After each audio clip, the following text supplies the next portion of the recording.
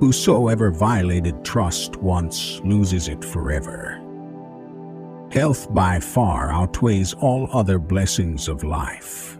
That a truly healthy beggar is happier than a sick king. Wealth is like seawater. The more we drink, the thirstier we become. And the same is true of fame. From the point of view of youth, life is an endless future. From the point of view of old age, life is a very short past. Life swings like a pendulum backward and forward between pain and boredom. Every truth passes through 3 stages before it is recognized. In the first, it is ridiculed. In the second, it is opposed. In the third, it is regarded as self-evident. Talent hits a target no one else can hit. Genius hits a target no one else can see. Man can do what he wills, but he cannot will what he wills. A man's delight in looking forward to and hoping for some particular satisfaction is a part of the pleasure flowing out of it, enjoyed in advance. But this is afterward deducted, for the more we look forward to anything, the less we enjoy it when it comes. A man's face, as a rule, says more and more interesting things than his mouth. For it is a compendium of everything his mouth says and will ever say, in that it is the monogram of all this man's thoughts and aspirations. Treat a work of art like a prince. Let it speak to you first. We forfeit 3/4 of ourselves in order to be like other people. No one can construct for you the bridge upon which precisely you must cross the stream of life, no one but you yourself alone. The 2 enemies of human happiness are pain and boredom. To be without some of the things you want is an indispensable part of happiness. The greatest wisdom is to make the enjoyment of the present the supreme object of life. There is no absurdity so palpable but that it may be firmly planted in the human head if you only begin to inculcate it before the age of 5, by constantly repeating it with an air of great solemnity. The first 40 years of life give us the text. The next 30 supply the commentary on it.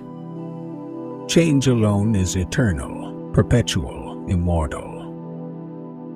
It is difficult to find happiness within oneself, but it is impossible to find it anywhere else. What a man is contributes much more to his happiness than what he has or how he is regarded by others. The memory should be specially taxed in youth, since it is then that it is strongest and most tenacious.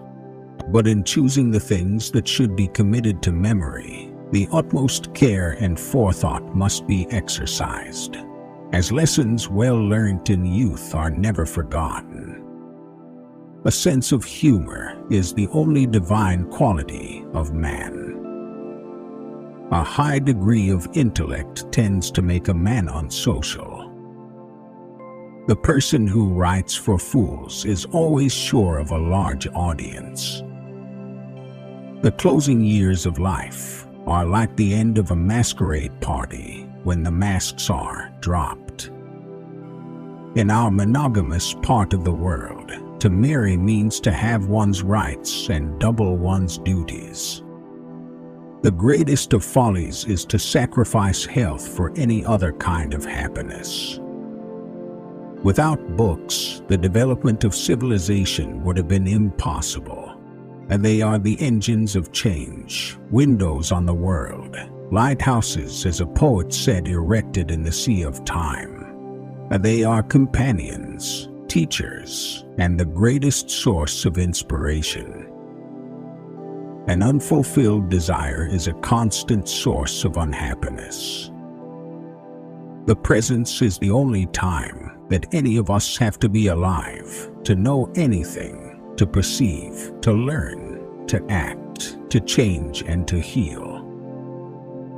Every parting gives a foretaste of death.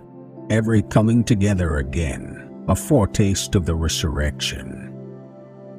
The value of life lies not in the length of days, but in the use we make of them. The will to live is the strongest force in the world. Just remember, once you're over the hill, you begin to pick up speed. To be alone is the fate of all great minds. A pessimist is a person who has had to listen to too many optimists.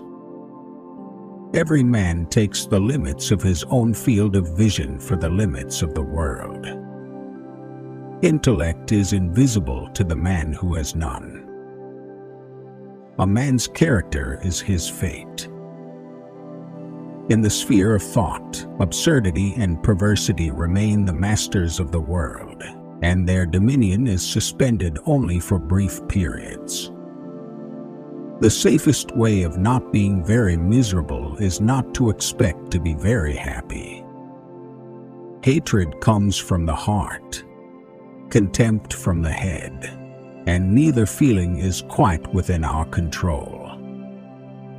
It is almost as if happiness is an acquired taste, like coconut cordial or ceviche, to which you can eventually become accustomed, but despair is something surprising each time you encounter it. Money is human happiness in the abstract, and so the man who is no longer capable of enjoying such happiness in the concrete sets his whole heart on money. The man who is gifted with genius always looks like a fool. Talent works, genius creates. We should be lenient in our judgment because often the mistakes of others would have been ours had we had the opportunity to make them. The worst fate is to die young, rich, and sane. Mostly it is loss which teaches us about the worth of things. It is human nature to think wisely and act foolishly. The happier a man, the less he is afflicted by envy. Genius is always accompanied by enthusiasm. The task is not so much to see what no one has yet seen, but to think what nobody has yet thought about that which everybody sees. Great men are like eagles and build their nest on some lofty solitude. Satisfaction consists in freedom from pain, which is the positive element of life. If you have reason to suspect that a person is telling you a lie, look as though you believe every word he said. This will give him the courage to go on. He will become vehement in his assertions and in the end betray himself.